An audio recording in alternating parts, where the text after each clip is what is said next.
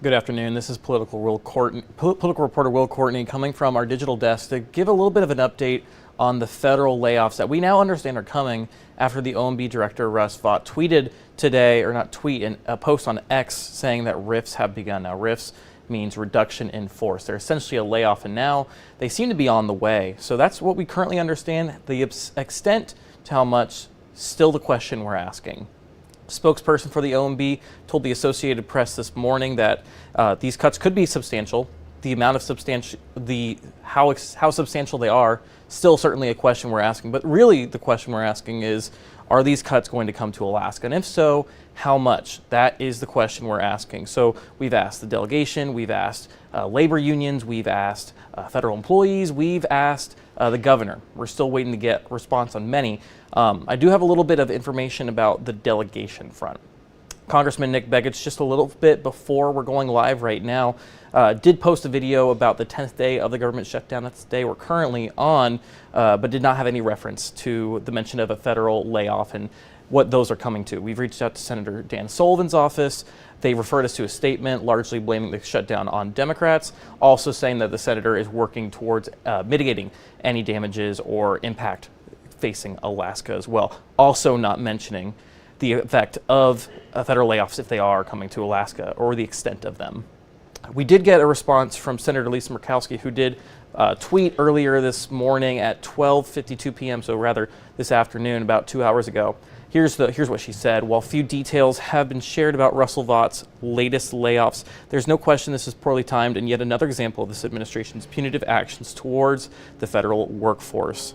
The termination of federal employees in a shutdown will further hurt hardworking Americans who've dedicated their lives to public service and jeopardize agency missions once we finally reopen the government. So that's the latest as we understand from our delegation. Again, still trying to see the impact, what federal employees are seeing. We have about 11,000 in Alaska. We're still trying to get a further idea. If we have 11,000 and we're facing these federal work layoffs, how many does that affect Alaska? So I actually got the chance to talk to CBS Justice correspondent Scott MacFarlane today, ask a little bit about where the government shutdown is and what these federal work layoffs mean around the country and in Alaska. Let's go to that conversation. All right, joining us today, we have CBS Justice correspondent Scott MacFarlane. Scott, tell me a little bit about the latest that we're hearing now coming out of the Capitol on the federal layoffs. Yeah, the administration is indicating that it's beginning a wave of what they call reductions in force, RIFs. That means laying off federal workers who were otherwise not supposed to be leaving their jobs. They haven't specified what agencies, but clearly our area has a unique number and a unique concentration of federal workers. It's always been true in Alaska.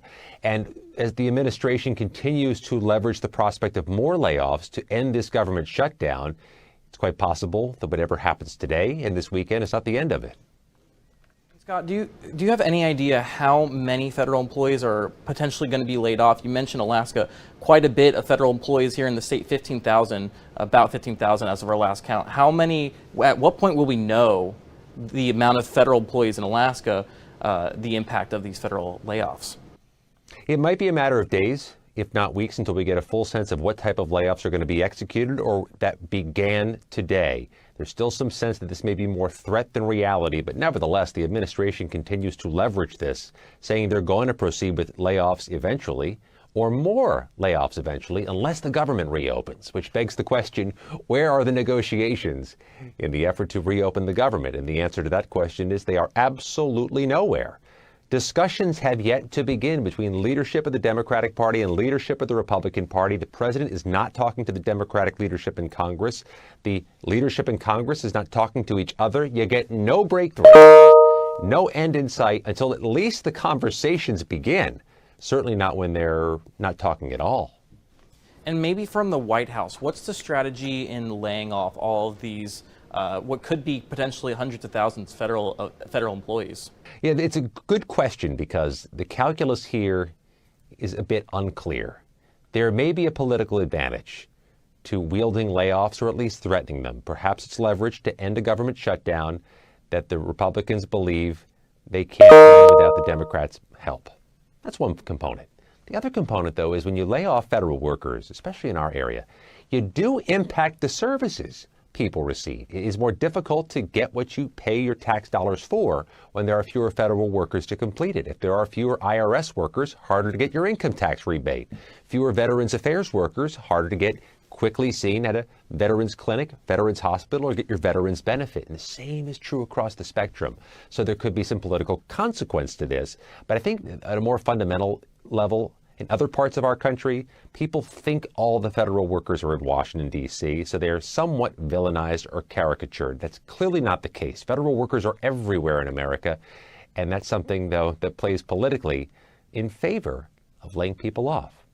And this isn't the first time we've seen federal layoffs coming from the White House. We saw some with the DOGE cuts. How do these kind of compare between those cuts? Yeah, it's an extension, really, of those DOGE, Elon Musk working group cuts from the start of the administration, which impacted many thousands of people, and it somewhat nudged thousands more to take a voluntary separation, to leave earlier than they were going to.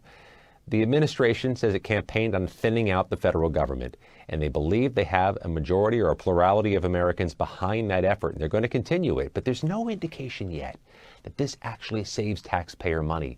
These types of reductions in force can cost money at the end of the day, and they slow up or gunk up federal services in a way that may end up costing more. So it's far from clear, as this weekend begins, whether any of this actually saves the taxpayer any of his or her money. One last question for you, Scott. When it comes to the government shutdown, it seems like there's no end in sight. I believe we had our 7th vote yesterday on Thursday, still similar 55-45. What's it going to take to end this government shutdown? There is a pressure point in the middle of next week. Not to say this will end in the middle of next week, but in the middle of next week, it's possible there's some interruption or reduction in service member pay or a delay in them getting their pay. That is politically toxic. When you cut off money to people who are serving and defending the nation, maybe that initiates some conversations, starts some negotiations, but we're in this thing now for 10 days, and the leadership isn't talking. That is a wasted 10 days, and that trajectory has to change and change soon. And then I apologize, I actually do have one more question about pay. You mentioned with next week, Tuesday, being the last day for military pay. Today is the last day for federal employees to get their paycheck. Is there any significance with seeing these layoffs today, with also being timed with the last day these federal employees are going to be receiving their paychecks?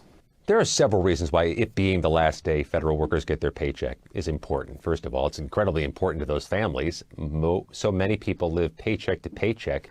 Any delay, any interruption can be cataclysmic to the family budget and life-changing. But also, when there are swaths, thousands, tens of thousands of workers who don't get their pay anymore, but still have to show up on the job, what you end up getting are people who can't do it. They call in sick. They call in for a personal day because they have to go work somewhere to make money to pay the rent.